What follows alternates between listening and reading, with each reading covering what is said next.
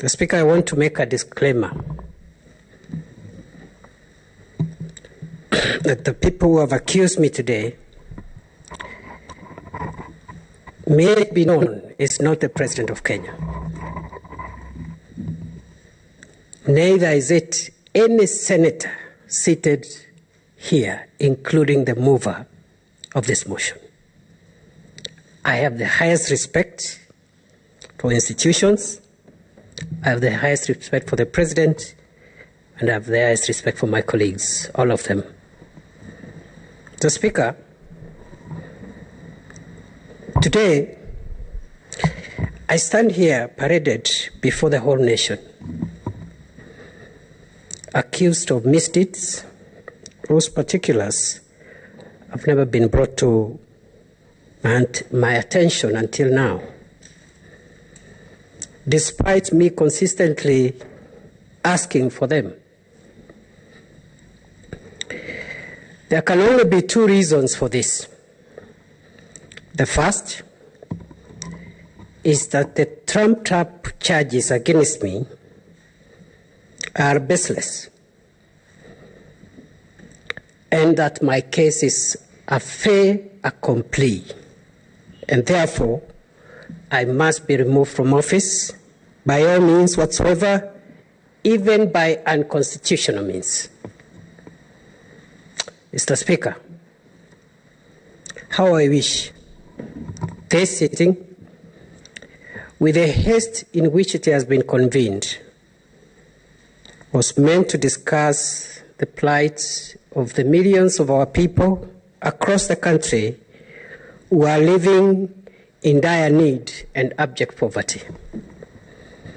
I bow in shame to note that we are here today for such an elitist triviality, powered by petty, divisive, and vindictive politics, as the country hurts from the lethal combination of a near-collapsed economy, a ravaging pandemic, floods, and a rare invasion of desert locusts, not seen in this country for decades.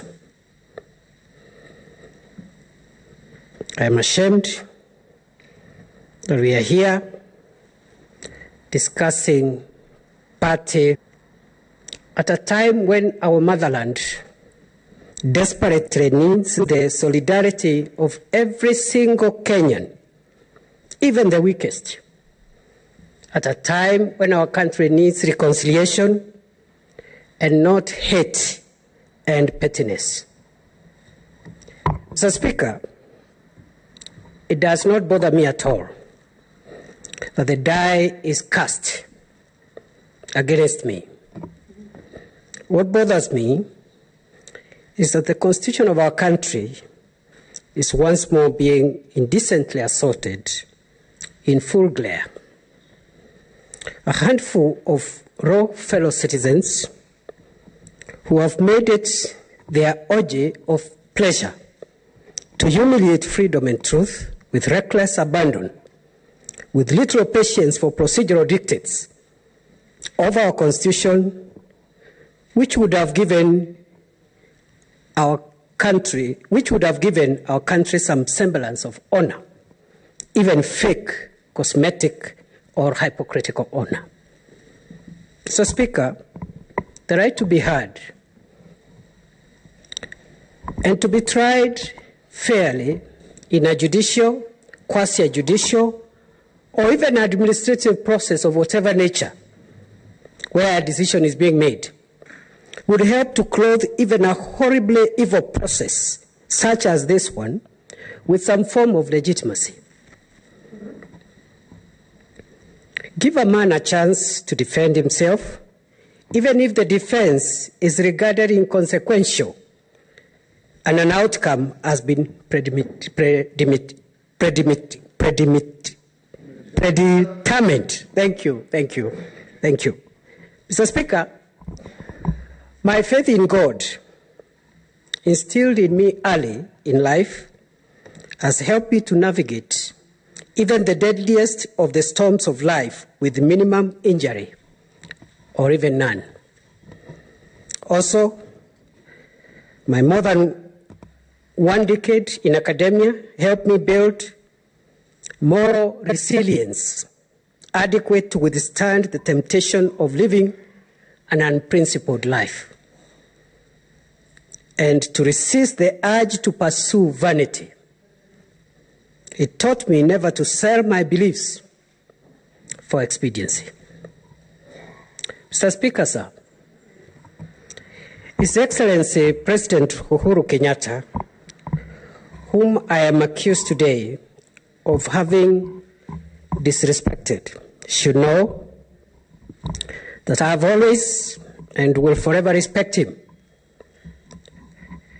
I hold him in the highest esteem and veneration as the leader of our country and the symbol of the unity of our nation.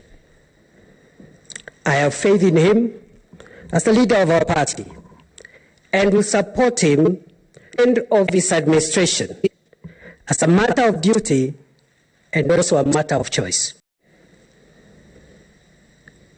If I have made any error of parliament as an arm of government, outside this chamber, at least until the end of this sitting, neither in my previous role as majority leader or in my current role as deputy speaker that ends today have I ever disrespected the leader of my party. Mr. Speaker, I have endeavored to respect my colleague senators, and this respect has been sincere and deep from my heart. Despite the unique challenges of moderating parliamentary debates, because sometimes you have to rule a senator out of order and something doesn't look tidy. But despite that, I have tried my best to restrain myself and to respect each and every senator and to give each member of this House an opportunity to address the nation and address the people who have sent us to this House.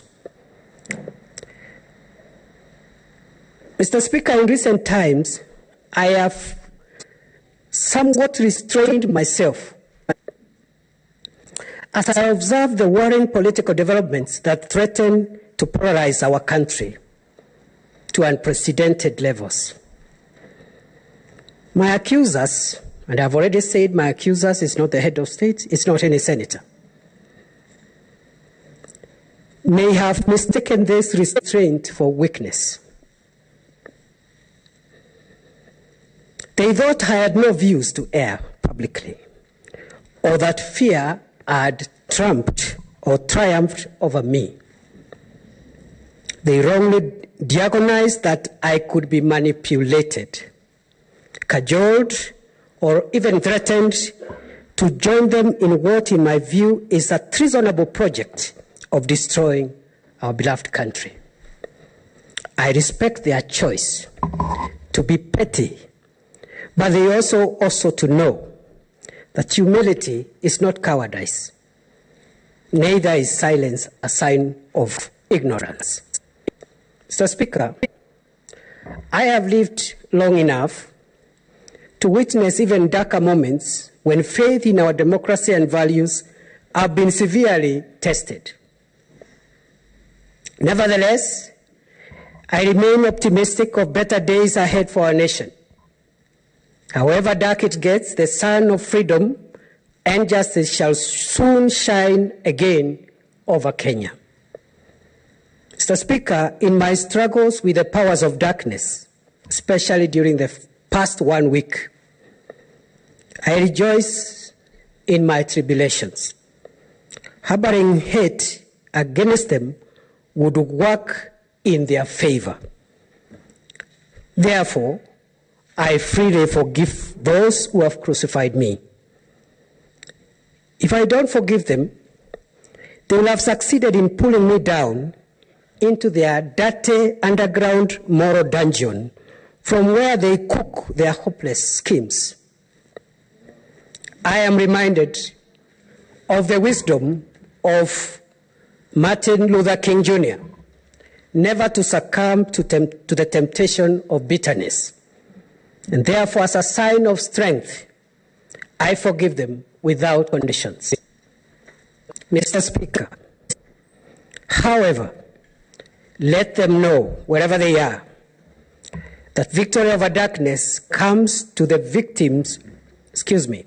Mr. Speaker, let them know, wherever they are, that victory over darkness comes to the victors in installments. But punishment for perpetuating the works of darkness is meted out on the conspirators in one lump sum. Those who scheme and connive to carry out wickedness should know that a lie cannot last long. As Mahatma Gandhi stated, I shall not let anyone walk through my mind with their dirty feet, and nobody can hurt me without my permission.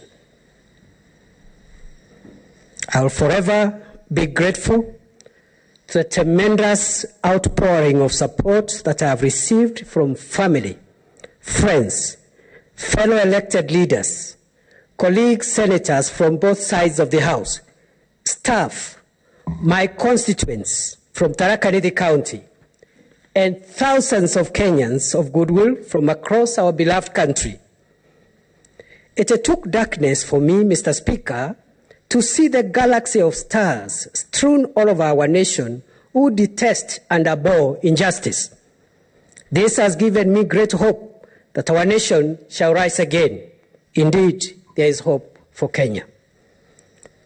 Those who think that I have made a mistake must understand that freedom includes the freedom to. Today, Mr. Speaker, we must decide whether we will live in fear or we will live in freedom. I thank you. God bless Kenya. God bless the Senate.